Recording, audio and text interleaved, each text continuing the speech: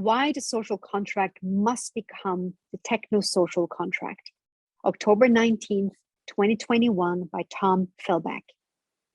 The human condition is a technological condition. Technologies are at the heart of how we live together, understand ourselves, make meaning, know the world around us, recognize opportunities, and achieve goals.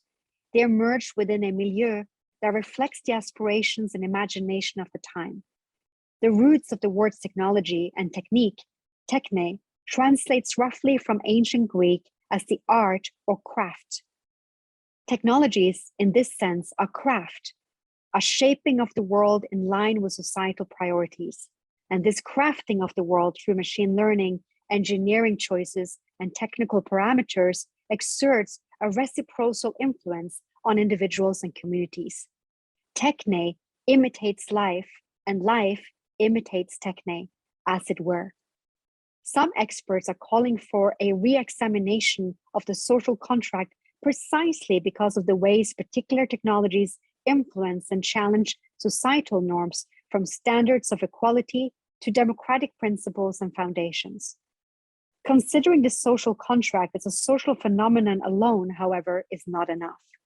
The social contract today is in fact a technosocial contract, an agreement and compact made amongst peoples and authorities and the technologies that structure and reshape the rules of the world. Any agreement where societies must negotiate power and responsibilities among their members is, by default, a technosocial contract.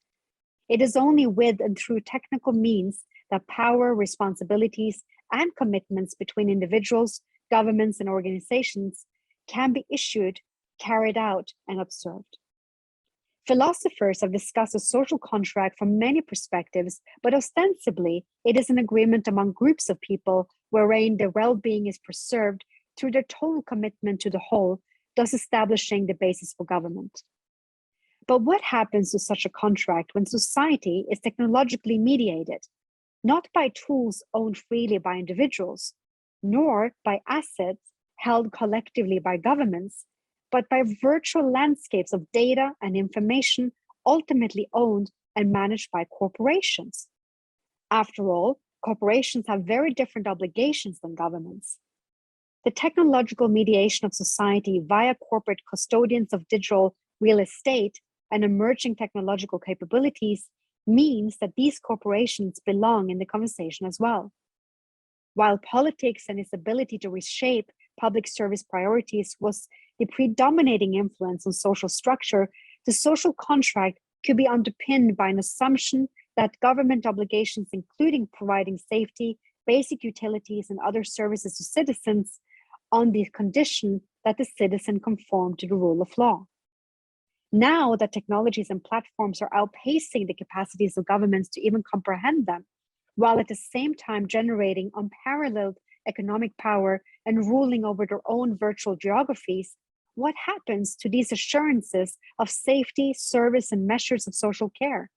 With whom do we contract? And what measure of power exists to mediate such relationships?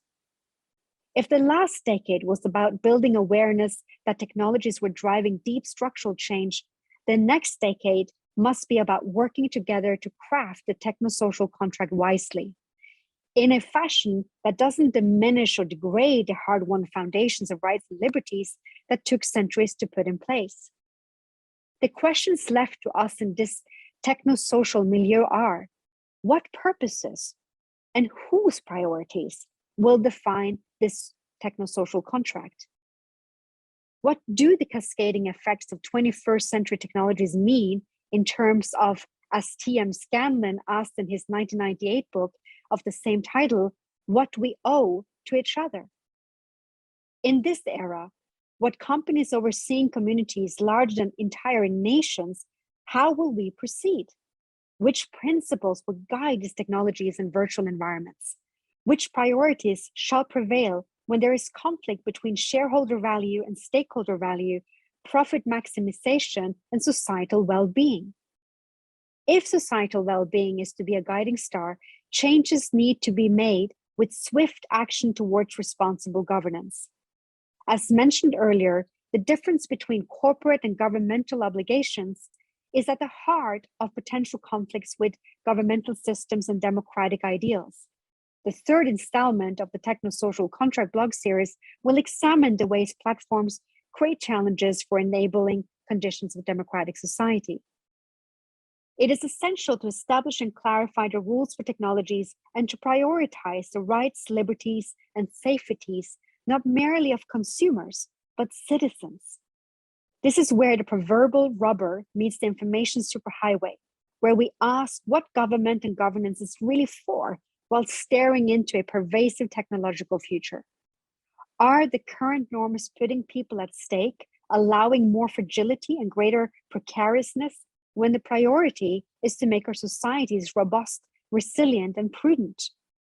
What type of society is being shaped by this technosocial contract? Nearly 45% of the global population is under the age of 25. For them, there's no other experience with which to compare the current status quo. No experience where technologies were being built primarily to serve their needs and secure their opportunities, rather than to co-opt their attention and time into enterprise needs for data, marketing, and economic growth. Deliberating the technosocial contract is an opportunity to examine the world rapidly being negotiated by technologies and citizens. It is an opportunity to discuss and choose how we live together as we expand our integration with and dependence on digital environments. It is an opportunity to examine the type of world being handed to the next generations. Unlike the imagined moments of an unknown past that litter the preambles to social contract discussions, the last 30 years constitute a real moment in history when the world has collectively confronted the process of technological integration and dependency. It is clear that this process exerts power greater than what each individual has at their disposal to resist. The social contract is dead. Long live the technosocial contract.